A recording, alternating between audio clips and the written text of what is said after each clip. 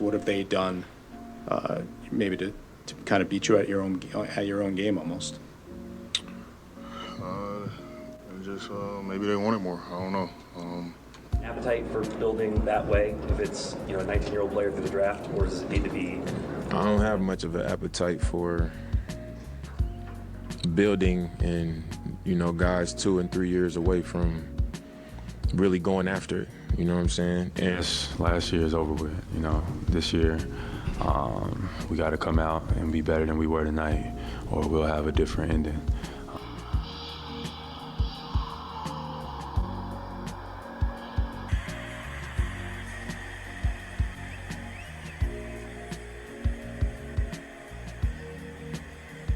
The end of the NBA regular season and the beginning of the NBA playoffs have showed us a lot. From upsets to upset players, we're really starting to see some true colors surface. Today's video, we're going to be discussing 5 NBA players that I think could be on a different team at the start of next season, whether they're traded, whether it's a sign and trade, or whether they just sign somewhere else because they're an unrestricted free agent. Be sure to stick to the end of the video and let me know which of these players you'd like to see lace up in new threads next season. First and foremost, we're going to be talking about Jaylen Brown. Now, a couple weeks ago, I dropped a video talking about the biggest unrestricted free agent going into the 2024 pool, and I said that it was Jaylen Brown. Now, I talked a majority in that video about how it seems like Jaylen's unhappy with his role in Boston.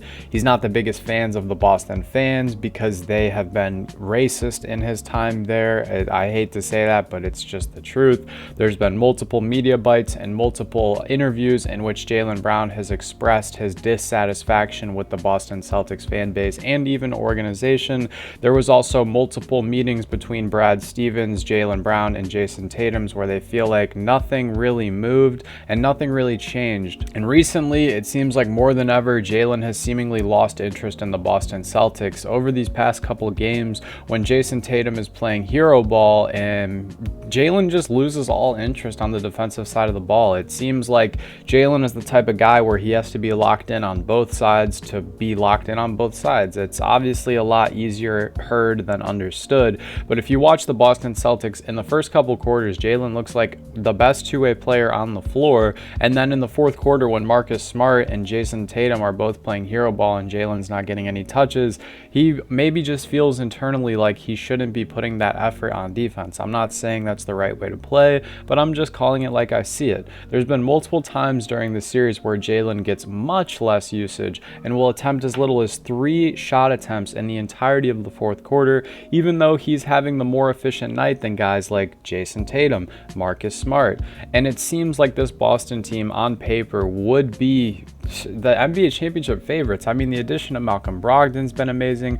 Al Horford's the second leading three-point shooter percentage-wise in the NBA on pretty great volume. Robert Williams has been majority healthy. Joe Mazzulla for the majority of the season has looked like a great coach, but Jaylen Brown just does not look very happy. And next season, if they want to retain Jaylen Brown and Jason Tatum, and that's if Jaylen even wants to stay, the Boston Celtics would have to fork up $613 million for both of them because Jaylen made an All-NBA team and is now eligible for a max contract. We're seeing a lot of talks of teams like the Dallas Mavericks.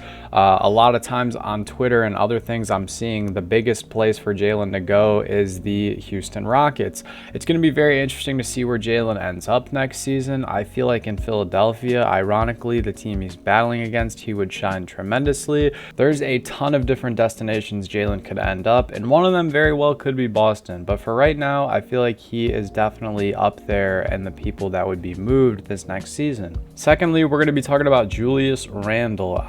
Me personally, I feel like I've wanted the Knicks and Julius Randle to part ways for about 2 years now, and this is mainly because he never takes accountability for his actions. I understand that this series in specific and towards the end of the Cleveland series, he's been going through some injury woes with the ankle, but I think just back to 2 years ago when they lost in the playoffs against Atlanta, he slammed the ball on the court and walked off like such a sore loser, and that's not what you want to see out of your leader. Showing emotion in a riled up playoff series, that's very, very normal, but you have to lead with your head up and head first and foot forward.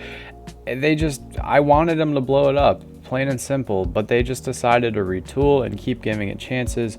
But to me and a lot of other viewers of the game, it just seemed like Julius was ready to move on and get traded, or just move on to the next thing in general after he received a big payday from New York. This season in the playoffs, he's averaging career lows in pretty much everything, and he's shooting below 30% from the three on nearly 7 attempts a night, and he's shooting under 40% from the field, as well as a very, very mediocre 67% from the free throw line. Again, I understand Julius is having some ankle injuries, but still, he has just not been the leader mindset-wise that this New York Knicks team desperately needs. You have role players like Josh Hart who are being and serving as a better example, and that's just not what you want out of someone you're paying nearly a max contract.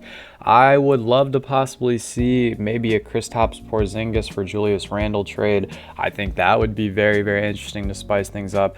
Julius definitely still carries some value in this league. It's all really about finding the right spot for him. Next on the list is Deandre Ayton. It seemed like even when he got this huge, big, fat contract to start the season, he was very unhappy with his place in Phoenix. And majority of that obviously has to do with the previous owners of the Phoenix Suns. I'm not going to speak on that. If you guys are interested, you can look it up. There's numerous articles speaking about that. But it seemed like he is just unhappy with his place in Phoenix, and he hasn't even been happy in a while. And it doesn't help with the departure of Mikal Bridges. I feel like Mikal was a really great glue guy in this locker room, as far as not only on the court but off the court. Everyone really just loved the energy that he brought, and it seemed like you saw a lot more Ayton being happy and smiling when Mikal was there to kind of be the middleman between Devin Booker and CP3. If they were ever disgruntled or they were just not in the mood with Deandre Ayton because of his performance on the court, Mikal was able to just rally the troops and keep everyone smiling, because that's just the type of guy he is. Recently, we've been seeing Jacques Landale get a ton of minutes over Deandre Ayton in the big moments of this postseason. I think back to Game 4 in specific, when it's a 6-point game with 4 minutes left, and Deandre Ayton gets benched for Jacques Landale, and it's just how it works. If you're not playing great, you're going to get benched. If you have 4 points in 30 minutes, you're going to get benched. If you're not playing defense and Jokic has 51 points on your head, you're going to get benched. And you have to feel for Ayton to an extent, but at the same time, it seems like he needs a shakeup. It seems like he needs something different, a change of scenery. We talk about that a lot with young guys. Specifically, when I think of a young big who needed a change of scenery, I like to look at James Wiseman. Not saying he's been an all-star or anything with his new tenure in Detroit, but his overall mood and just appearance and feel for the game looks a ton better, and he looks like an adequate NBA center. When he was in Golden State, he was having trouble in the G League. He was having trouble getting rotational minutes in the actual NBA, but now he is a more than capable starting center who can score the ball in Detroit, and I think Deandre Ayton might just need a change of scenery. But with that contract and how he's been performing this playoffs, it's going to be really, really hard to find him a new home, but I wish the best for him. The fourth player I want to talk about is Damian Lillard. Dame has been spotted courtside at a few different games and has been pretty open about his emotions towards the front office's rebuilding strategy. I'm not going to spend a lot of time on Dame because I feel like as much as I want him to be gone, he will not be. This offseason, Jeremy Grant is up for a contract, and I'm not really sure what's next for Portland, because you have Grant, you have Simons, you have Lillard. All these guys are 20-point per game scorers, but as long as you have Nurkic on the roster, it seems like the ceiling is so low. You guys traded Josh Hart, who was a great NBA player, and you see the amazing things he's doing for New York. Now you have Cam Reddish, you have Shaedon Sharpe, who's a great young rook in this league, and next year he's going to be a second-year player. It seems like Dame has a bad taste in his mouth, but at the same time, it seems like he's not going to be asking for a trade anytime soon. I would love to see Dame in Philadelphia. I'd love to see Dame literally anywhere else in the NBA, honestly, that's a contender, but I don't think that's going to happen. And the last two guys, 5 and 6, I know I said it was only going to be 5, but these guys kind of come as a package. Klay Thompson and Draymond Green, I'm not really sure if either of them are going to get traded, because the more I tell myself that Klay Thompson could actually be traded, I just tell myself it's near impossible, just because of the fact that I feel like Klay and Steph have a great chance to retire as Warriors, comparably speaking to Draymond Green. If anything, if I'm the Warriors, I would be looking into the market of maybe moving on from Jordan Poole, but I digress. What do you guys think? Out of these 5 or 6 NBA players, who should be on the move and where would you like them to land? Let me know in the comments below. If you made it this far, you know I appreciate your support as always. Hope you all have a great rest of your day. Stay happy, healthy, and blessed. Peace.